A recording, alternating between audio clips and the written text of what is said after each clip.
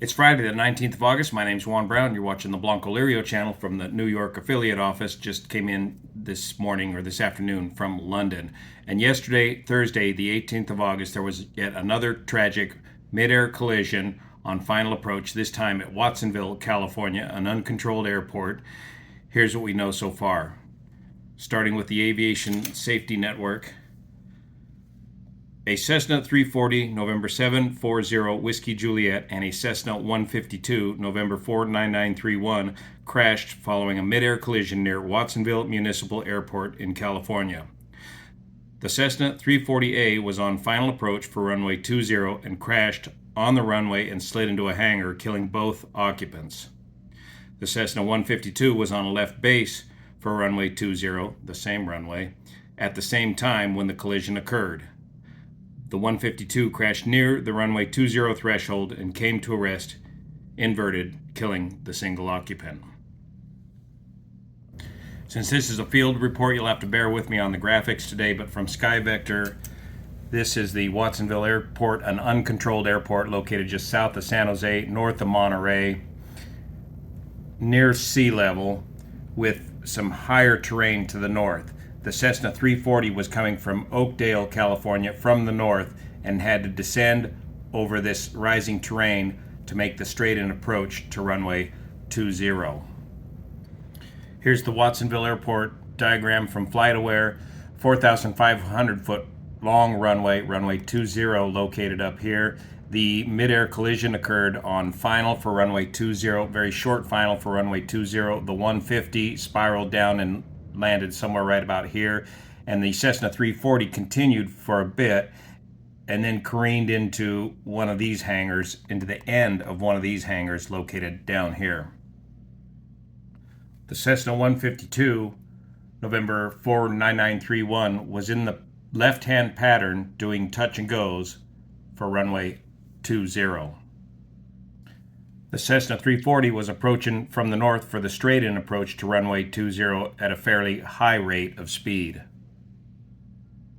If we look at the data on the 340 from ADS-B Exchange, we can see them coming over the high terrain, 3,500 feet or so, and then dropping down into the valley, but continuing to approach the straight-in approach to the runway 20 at a very high rate of speed, according to the ADS-B Exchange data, as high as 180 to 193 knots of ground speed. The Cessna 340 is a high-performance pressurized twin by Cessna, usually powered by the TSIO 520 engines, but it has a stall speed of about 79 knots, and so that should give you an approach speed of about 96 or so knots. The flap limit speed on the 340 is 160 knots, and the gear limit speed is 140 knots. According to that ADS-B data, he was doing over 180 knots on short final, which to me suggested that perhaps he was setting up to do a high-speed low approach rather than a landing. But if we listen to the ATC audio tapes coming into the uncontrolled airport, the pilot was stating that he was clearly intending to come in to land for a full stop landing. But this is an incredible amount of speed. It is nowhere near close to what we call a stabilized approach for a straight-in approach. So I'm going to try to go through the ATC audio in real time here. For those of you that are unfamiliar with the traffic pattern at uncontrolled airports, at most airports, here's runway 20, that's runway 20, landing this direction, and the flight pattern is flown in a box pattern where you have a crosswind, a downwind, a base leg, and a turn to final. That's your normal pattern work, and that's what the 152 was doing to practice his touch and goes. Meanwhile, the 421 came in on a straight-in approach from the north. So let's roll the audio tape here and listen up.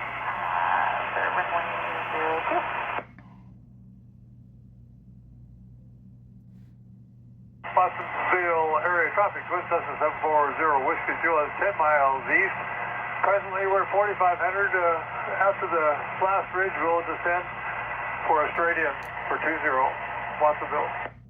Watsonville traffic, 94 Foxtrot Lima, turning a 1.5 mile left base runway 20, Watsonville. Watsonville. Watsonville traffic, Cessna 931, left crosswind 20 Watsonville. Okay, so that was 3 radio calls. We heard the Cessna 421 10 miles out, which is your standard procedure to call 10 miles out. At 4,500 feet, he's got to cross that ridge, descend on down, and come all the way down to pattern altitude of about 1,100 feet. Meanwhile, the accident aircraft is here on crosswind. So right there, you start to develop a little situational awareness in your mind that I'm on crosswind in a slow aircraft, and here comes a very fast airplane who's proposing to do a straight-in final. There is going to be a potential conflict. You can see it all the way from here. The second aircraft you heard was already on a base turn right there, and he was able to come in and land well in front of the twin. Now let's pick up the recording a few seconds later.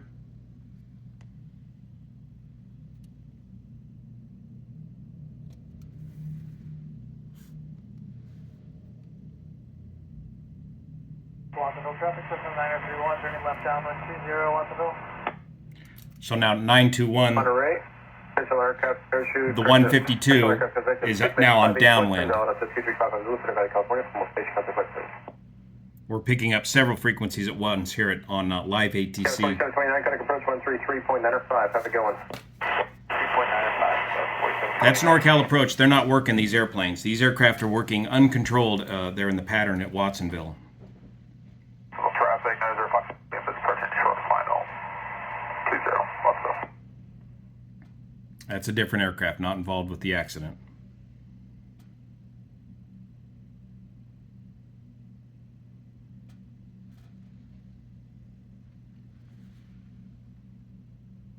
Now let's pick it up at timestamp 2407, just 2 minutes after he made his 10-mile call. The twin Cessna is now at 3 miles. Watsonville area traffic, twin Cessna 740, Wichita Juliet, 3 miles, straight in, 20, full stop, Watsonville. Watsonville traffic, Cessna 931, turning left base, 20, Watsonville. What's up, any call, there's the truck on frequency. Definitely set up for a conflict. Rolling in real time here. Watsonville area traffic, twin Cessna 740, Whiskey Juliet, 1 mile, straight in, 20, full stop. Looking for traffic on left base. Yeah, I see you. You're behind me. Lima. 2998, City Altimeter, Monterey, and information Lima, November 8, Juliet. I'm gonna go around then, because you're coming at me pretty quick, man.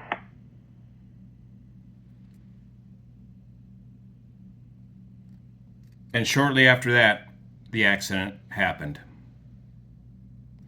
So the pilot in the 152 elected to continue his final turn, and then seeing the 340 behind him and approaching quickly, elected to go around, announced his go-around intentions. Again, the 152 is in a high-wing aircraft. The low-wing twin-engine aircraft does not see the 152 until the very last minute, and according to eyewitnesses, the 340, the twin, did bank a hard right turn, clipped the wings of the 152. The 152 spiraled right down towards the approach end of runway 20, and the 340 continued on down the runway for some distance, and then careened to the left into the end of the row of hangars. On Google Earth here, the accident occurred right back here. The Cessna 152 ended up right over here, and the 340 ended up going down the runway a ways and then careening into these hangars, into the end of one of these hangars off this end of the runway. So what does the book say about traffic patterns, traffic pattern entries, straight-ins versus 45-degree entries? Well, first off, this accident was, though rare, a classic case of a traffic pattern collision. If you look at the statistics here from the FAA, you've got an 84% chance of having a mid-air collision either on final or short final or on the runway versus somewhere else in the pattern, like on downwind. The majority of these accidents occur right here on short final, just like this accident. And of course, this accident involves a high wing versus a low wing, where the high wing aircraft can't see quite as well ahead or behind him and above him, and the low wing aircraft can't see quite as well below him because of his low wing configuration. So who has the right of way in this sort of conflict? 14 CFR Part 91 states that the aircraft, while on final approach to land or while landing, have the right of way over the other aircraft in flight or operating on the surface. So does that give the twin the right of way because he's doing a straight in final at a very high rate of speed? When two or more aircraft are approaching an airport for the purpose of landing, the aircraft at the lower altitude has the right of way. So the 152 should have the right of way being at the lower altitude. Pilots should not take advantage of this rule to cut in front of another aircraft that is on final approach to land or overtake that aircraft. Regarding speeds, what does the book say? Avoid flying too fast or too slow. Speeds recommended by the aircraft manufacturer should be used. They generally fall between 70 to 80 knots for a fixed gear single and 80 to 90 knots for high performance retractable aircraft.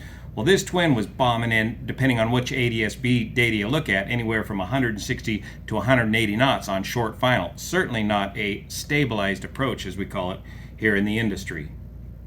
Safety considerations. Probable cause for mid-air collisions is the pilot failing to see and avoid other aircraft. In this case, they did see each other, but at much too late, at least for the twin-engine aircraft. Listed below are important facts regarding mid-air collisions. Mid-air collisions generally occur during daylight hours. 56% of the accidents occur in the afternoon, only 32% in the morning, and only 2% at night, dusk, or dawn. So visibility is usually not a problem. It's day VFR when these things happen. Most mid-air collisions occur during good visibility. A mid-air collision is most likely to occur between two aircraft going the same direction, as in this case they were both heading into the final approach.